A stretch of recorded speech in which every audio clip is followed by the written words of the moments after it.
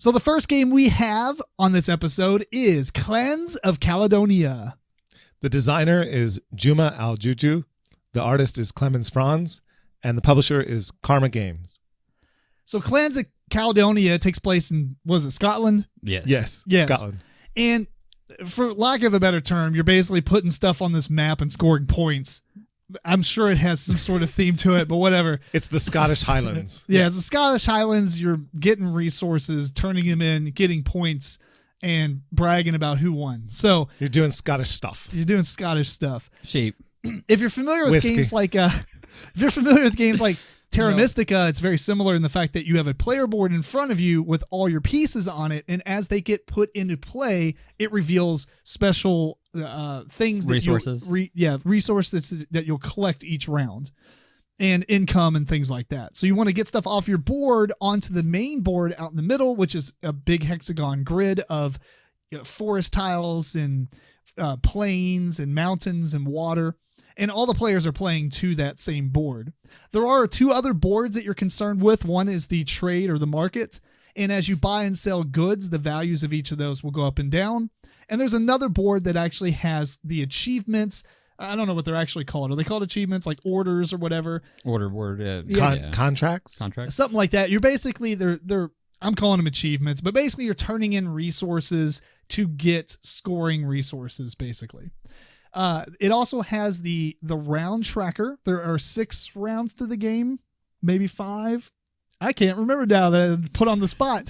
There's 5 or 6 rounds, but basically they're represented by a shield, and it has an end of round scoring mechanism on it, such as maybe for every 2 things that you have on the edge of the board at the end of the round, or maybe for every resource you have, you'll score points, stuff like that. There's also the actual score track on that board in which you're going to keep track of your victory points, and also the 3 scoring resources.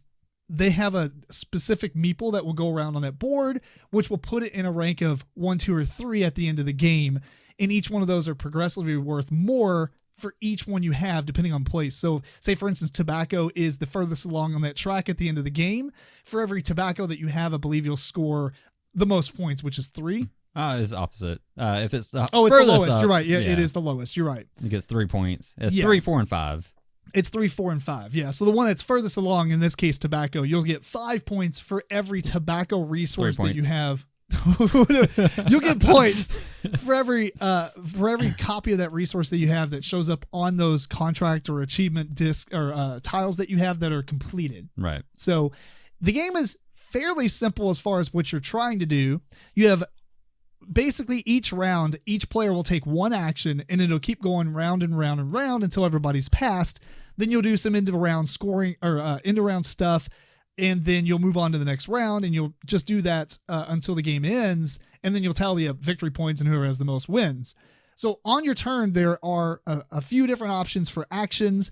You can go to the market and trade, which I was talking about. So when you sell goods, the value of it goes down. When you buy them, the value of it goes up. Standard affair there. You can obtain, it's an export contract. You're right. It was called a contract. Okay. So if you obtain one of these contracts, as the game progresses in further rounds, they actually cost money, but in the beginning, you actually get paid to take them. Obviously, because you're committing to something early on, you don't have a lot of resources or any kind of engines going to help you complete them fast. So you want to take export contracts early to get money. You can take them later as well, but they end up costing like 10 per later on in the game.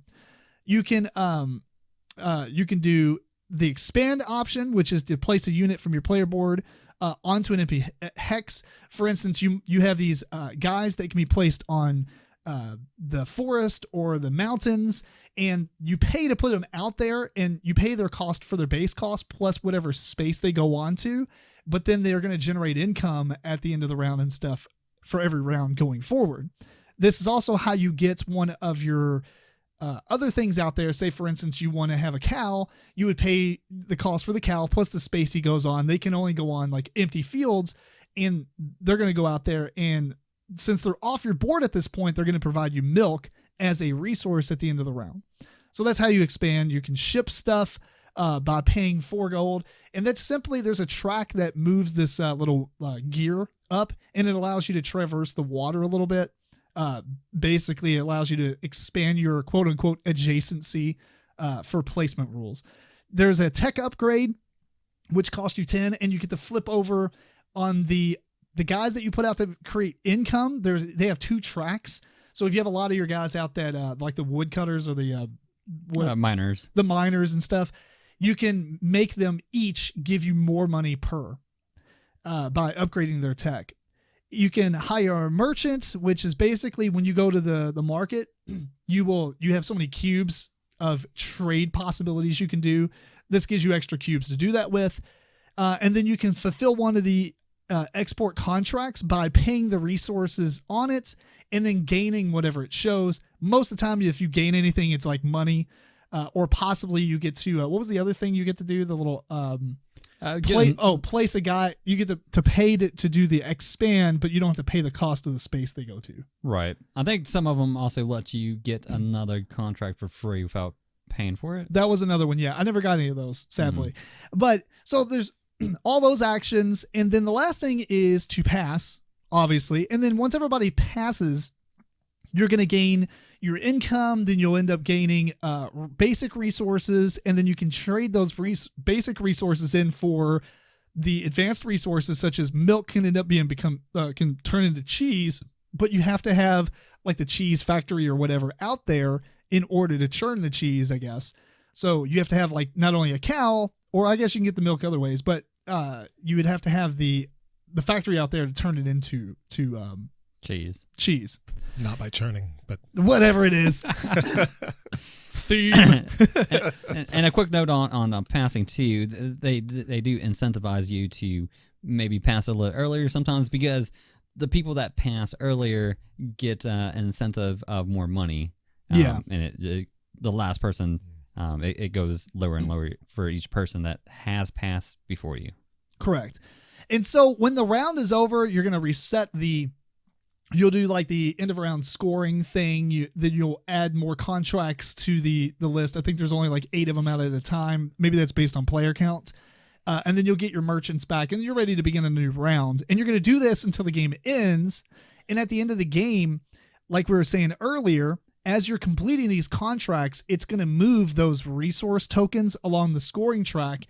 And at the end, whatever one's in first place is going to be worth the least, and whatever one's in last place is going to be worth the most.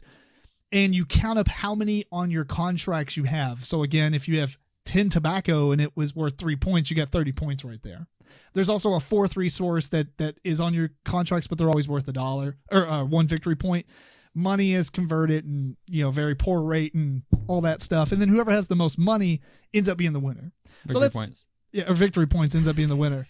Whoever, or if we have anything else to say about the rules, we'll bring them up as we explain something. But that's like kind of a quick overview of the rules of the game. So let's talk about what you thought. Anybody want to start? Sure, I'll just do a quick start real quick.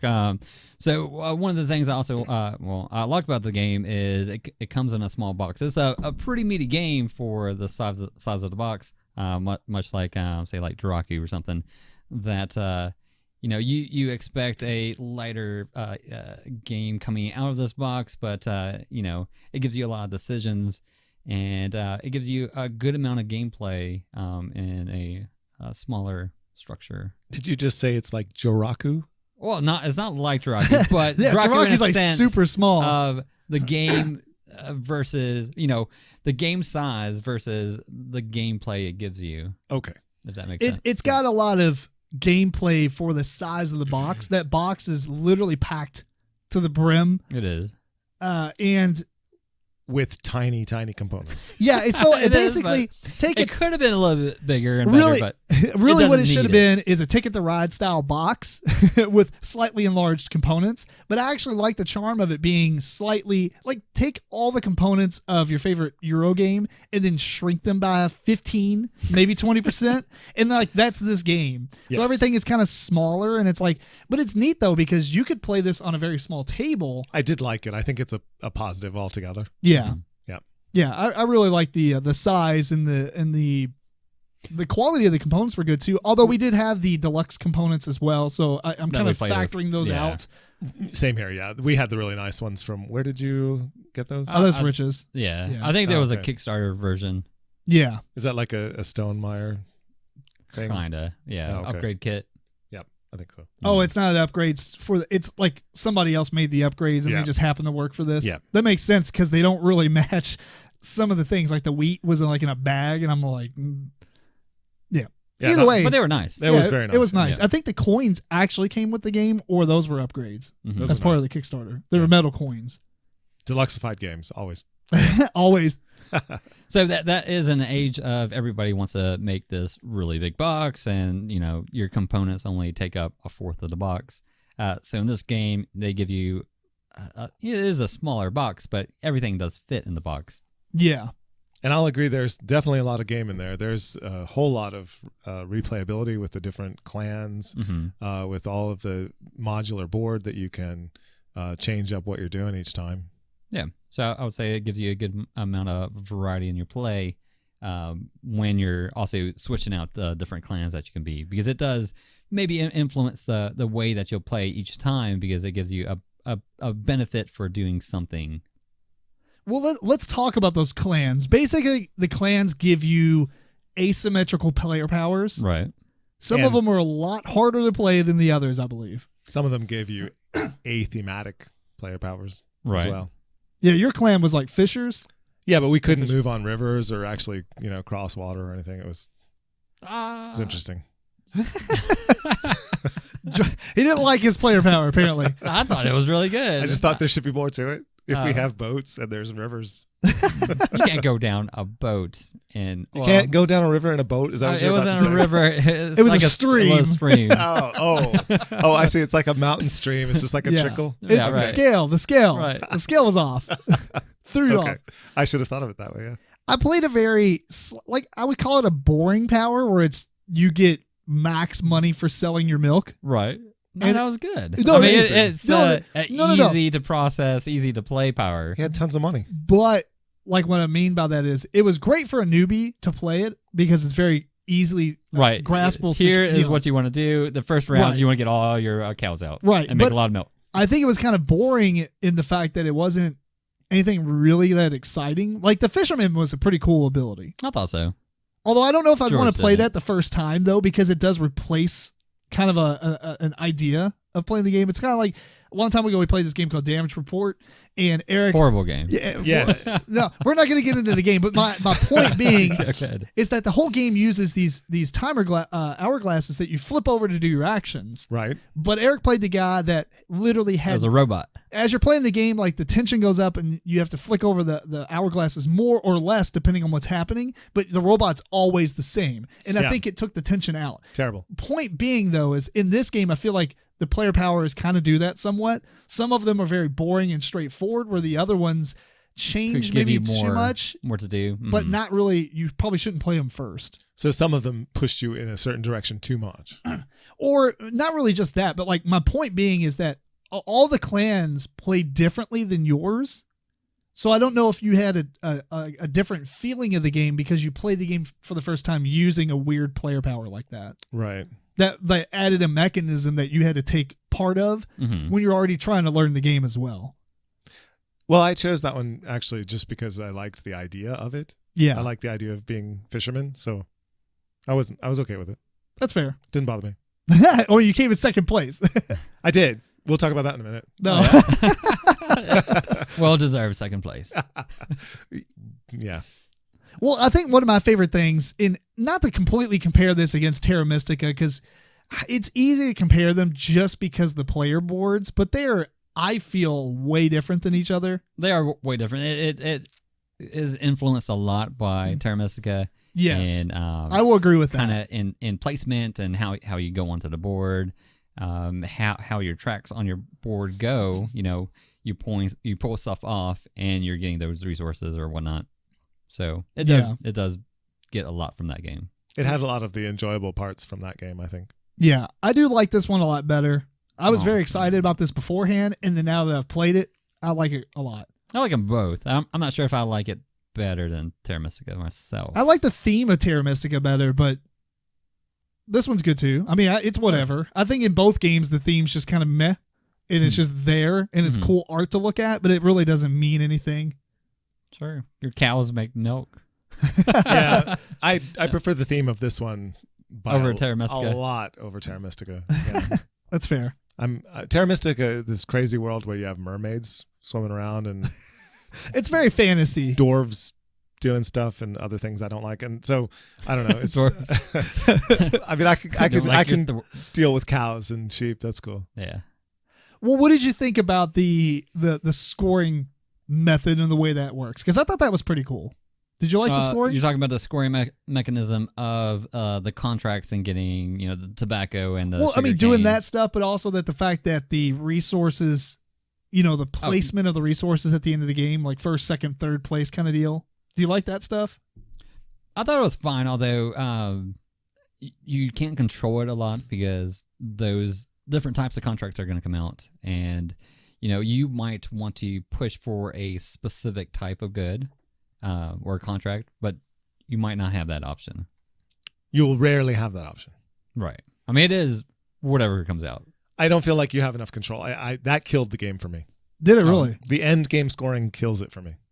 Wow. I would say you have a little at the end game, and I did that to an extent. Say I had a lot of tobacco, and so in doing so, I took a tobacco contract, and I didn't play it because I didn't want tobacco to go from 5 points to 4 points because I had like 15 of them or 12 of them or something. I don't know. How did that happen? You played every contract you had. It happened. We both had 8 in a contracts, case, and it was all our contracts. Well, I made sure that didn't happen. At the end, actually, Tim ended up playing another contract that bumped it up, allowing me to go ahead and put out. Dang it! Right. Go ahead and finish my contract. Oh, but still, so a thing happened I'm that the you had kingmaker. no control over, and that allowed you to get more points. Okay. right. Well, Hmm. I could have kept it, allowing that to stay at 5 points, but in Tim completing his contract allowed me to still complete my contract and still maximize the points for those goods. I don't know. I think mathematically, to me, without really sitting down and drawing it out, I don't even think it matters, because if you got a ton of one thing, then it's probably going to be in first or second place. Right. Some people said how you make that not matter as much as you can vary your contracts and get some of everything. You could diversify your stock Right. portfolio. So then it becomes more of an Agricola kind of thing where you have to do everything. Somewhat. Well, I guess it's to average out the points of everything so you Right. get a really good score, rather than gambling and putting all your points into in one type bucket of product, right? and then having that be worth the least. I'd be willing to try it again with that in mind. I mean, this is a First play. a first play. This is an impression, Mhm. but my impression was so negative Oh, really? Just of the final scoring? because of the final scoring. Well, okay, take away the final scoring. Throughout the game, what was your feeling of playing it? I enjoyed it.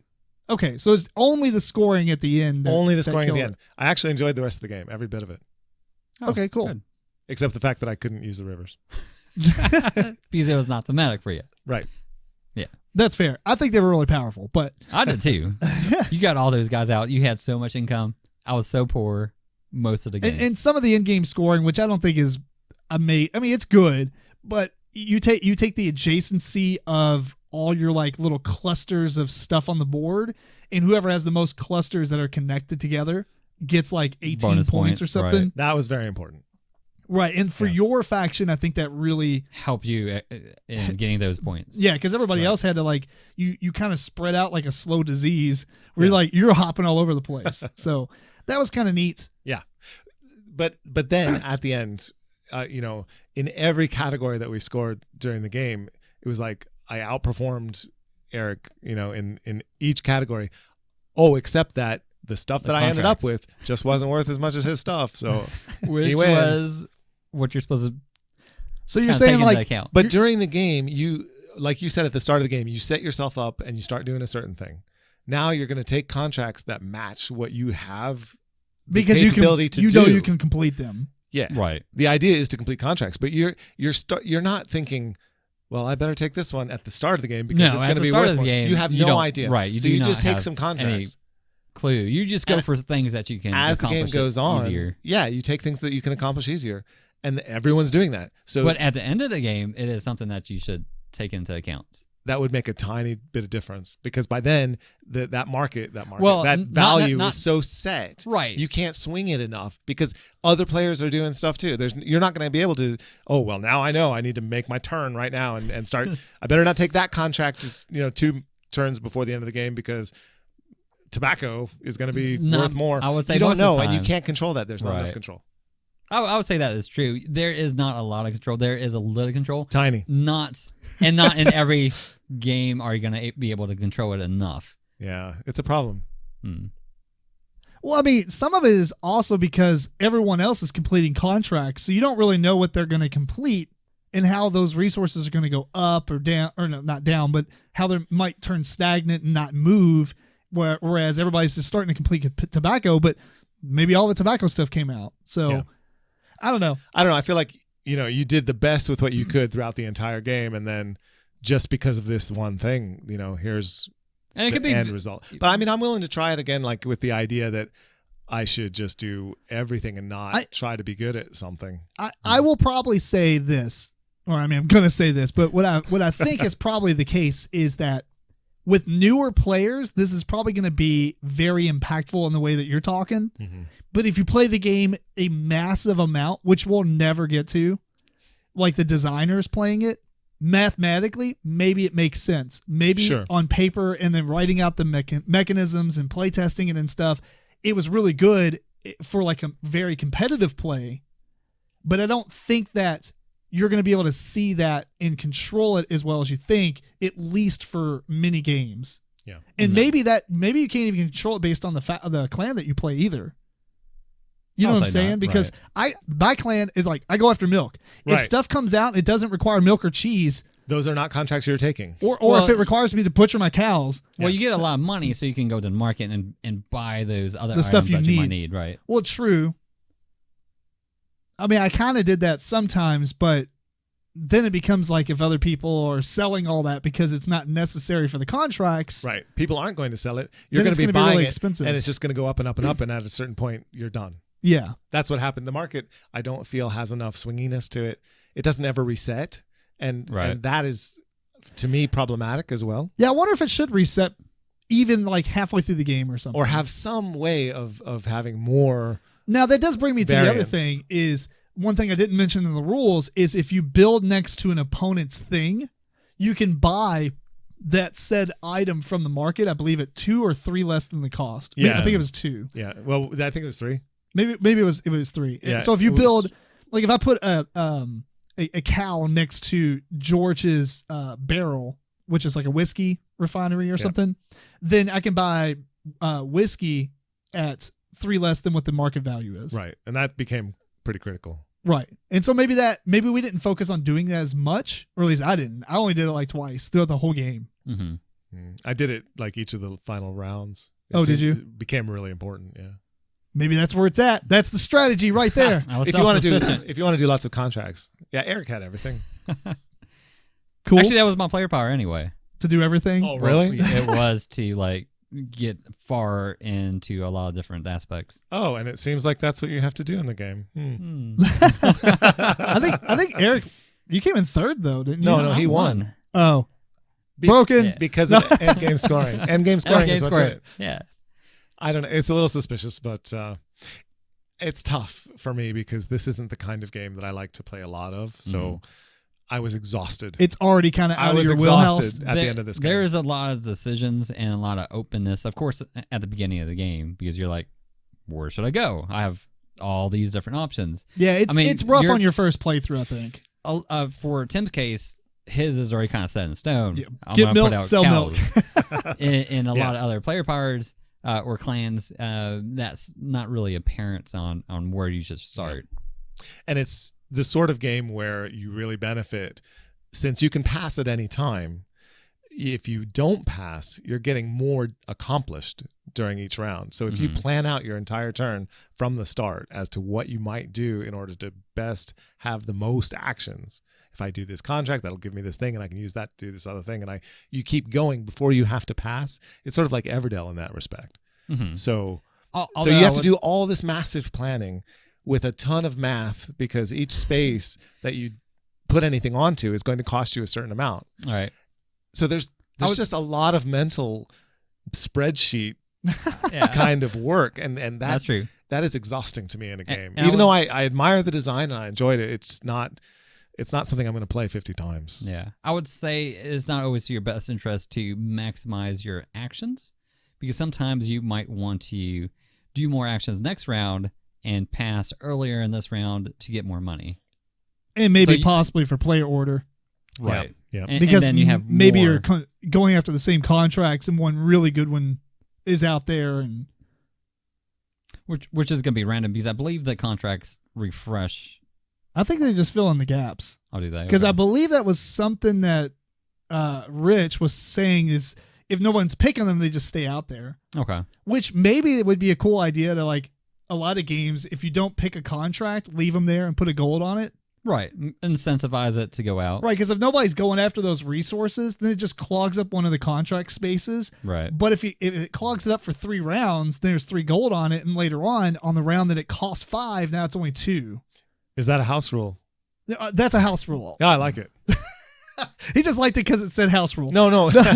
No, I like the idea of having it not clog up the thing. If that's a contract you don't need, and you only have cows and whiskey or something, and it's all about, I don't know, whatever the other thing was, wheat, you have no chance. You have no reason to get that. Right. Mm-hmm. Especially if everyone's kind of doing that same thing. Mm-hmm. Or if you're only playing at 2 players and no one's really going after a specific strategy to get those resources, maybe that'll stay out for rounds. And it would be cool if it had like some kind of incentive to go after it later. Then again, maybe we should have used the market a whole lot more and Just like, bought what you needed. just buy. Well, yes. I think that's the key, is mooching off other people. I think that's a huge, like, maybe a strategy that we did not employ enough. Mm-hmm. Yeah. There's a lot to this game. It's a good game. Oh yeah. Yeah. I liked it because it was also thematic, in where it's like, oh, I need milk. I'm going to put out cows out there.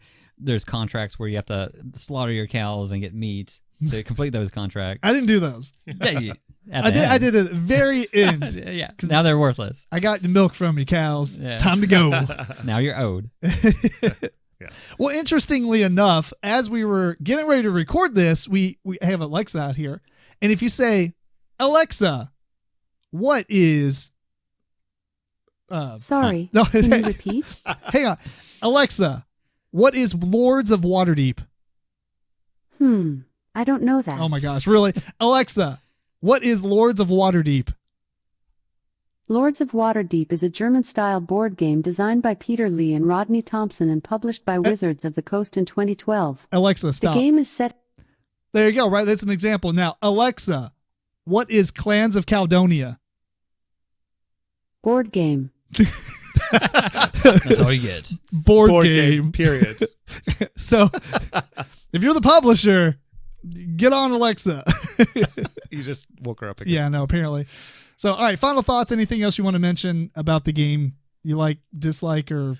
It's a game that I enjoyed. It's not the game for me. I probably wouldn't, seek it out a whole lot just because it's not my style of game, but I think it's a very good game design. I think I probably should play it more so I can see some more of these strategies and I will, relatively speaking, I'll play it again for sure. Cool. I myself, I liked it quite a bit. I see that there's a lot of variety and replayability in it that's kind of built in. So I enjoyed my play, or plays. I like it as well. I think that at one point I was very excited about it, and then I kind of lightly researched it and then got put off by the fact that it was like Terra Mystica. Because I like Terra Mystica, but it's not a game that I need to own and play a lot. Mm-hmm. And so then I saw it on Tabletop Simulator. We haven't ever got it to the table. Or to the virtual table. To the screen. Yeah, and then we had a chance to play it, or at least Eric's played it before, but we had a chance to play it, and I was very excited. Tried it out, and now I would probably pick this up. I like it enough to where I would own it. I think it's superior to Terra Mystica. I like it better than Terra Mystica personally, even though I like the theme of Terra Mystica, because of all the underwater mermaids and just. All right. Anyway, that is Clans of Caledonia.